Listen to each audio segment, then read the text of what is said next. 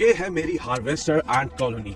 एक छोटी सी ट्यूब से शुरू होने के बावजूद 30 दिनों के दौरान ये कॉलोनी पूरी तरह से नए लेवल पर फैल गई है। इस महीने मैं इन चींटियों के लाइफस्टाइल को डॉक्यूमेंट करूंगा, जिसमें उनका शिकार करना, अपना शेल्टर बनाना, इनका खाना पीना और इसके अलावा और भी बहुत कुछ शामिल है। मैंने इसमें शिकार और शिकारियों को भी शामिल किया ताकि रियल वर्ल्ड सिनारियोज को सिमुलेट कर पाऊँ। ये समझने के लिए कि इस सब की शुरुआत कैसे हुई, हमें लौटना होगा डे 1 पर, जब मेरी ये पूरी कॉलोनी सिर्फ एक ट्यूब में थी। भले ये दिखने में छोटी हूँ, लेकिन ये वाकई काफी पावरफुल होती हैं। ये दर्शाने के लिए मैं एक जिंदा मील वॉर्म को अंदर डाल रहा हूँ। कॉलोनी तुरंत ही डिफेंस मोड में चली जाती है और वर्कर्स ने वॉर्म्स पर हमला बोल डाला।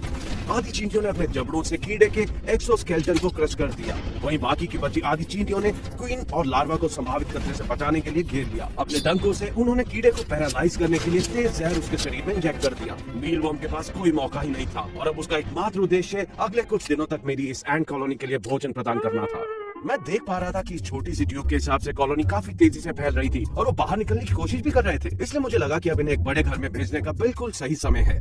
ये है एक हाइब्रिड नेस्ट और अब यही इनका नया घर बनने वाला है। मैंने विनाइल ट्यूबिंग जोड़ी और जल्दी उसमें से एक चींटी नए घोंसले की ओर बढ़ने लगी। इसकी खोज करने के बाद वो अपने घर वापस गई और उसने कॉलोनी के बाकी सदस्यों को इस नई जमीन के बारे में बताया और बाकी दिन के दौरान धीरे धीरे चींटियां नए घोंसले में चली गई। कुछ दिनों तक मैंने अपनी कॉलोनी को उनके नए घर की आदत डालने दी, लेकिन डे 6 के आने तक मैं प्लास्टिक के घोंसले में इन चींटियों को देखते देखते थोड़ा बोर हो गया था। इसलिए मैं उनके लिए जिंदा शिकार और शिकारियों वाला एक रियल वर्ल्ड हैबिटेट बनाना चाहता था, जो था एक रेगिस्तान। ये बनाने के लिए मैंने एक ड्रेनेज लेयर से शुरुआत करते हुए बेस तैयार किया और फिर फ्लोर के लिए सैंड और कोकोनट फाइबर का मिक्सचर डाला और फाइनली मैंने उसमें पत्थर, लकड़ी और कैक्टस डालकर एक रेगिस्तान बना ही दिया। रेगिस्तान पूरा हो गया था, इसलिए मैंने चींटियों को एक और विनाइल ट्यूब से जोड़ा और जल्दी से कुछ वर्कर एंट्स उस अनजान क्षेत्र की ओर निकल पड़ी। कॉलोनी को इस रेगिस्तान में और आगे जाने का रीजन देते हुए मैंने उनके आवास के चारों ओर उनका पसंदीदा भोजन यानी कि डैंडेलाइन सीड्स डाल दिए और इन बीजों ने चींटियों को रेगिस्तान में झुंड में आने के लिए प्रेरित किया और हर चींटी अपनी क्वीन तक भोजन पहुंचाने में अपना योगदान देने लगी।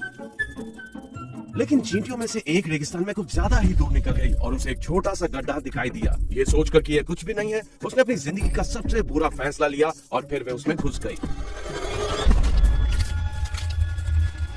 कोई तो उस पर हमला कर रहा था और बेचारी चींटी कुछ नहीं कर सकती थी। याद है ना, अर्लियर दैट डे मैंने डेजर्ट में एंट लाइन के लार्वा डाल दिए थे। ये चींटियां रेत में छोटे छोटे छेद बना देती हैं और इस जैसी बदकिस्मत चींटी का उनके जाल में फंसने का इंतजार करती है। लेकिन ये चींटी बिना लड़े मरने वालों में से नहीं थी। उसने अपने जबड़े से उसे कस के पकड़ लिया। एंट लाइन असल में हार रही थी और चींटी पर उसकी पकड़ भी नहीं थी, लेकिन एंट लाइन चालाक थी और उसने अपनी बिल खोदने की क्षमता का इस्तेमाल करके चींटी को रेत के नीचे खींच लिया और फिर वो चींटी दोबारा कभी दिखाई नहीं दी। हालांकि चींटियों को रेगिस्तान पसंद था, लेकिन जानलेवा शिकारियों से बचने के लिए उन्हें काफी सावधान रहना पड़ा। खैर, मैं चींटियों के लिए डेजर्ट प्रे ऐड करना चाहता था ताकि उन्हें प्रोटीन सोर्स प्रदान किया जा सके। तो आप सबके सामने पेश है मैक्सिकन जंपिंग बीन्स।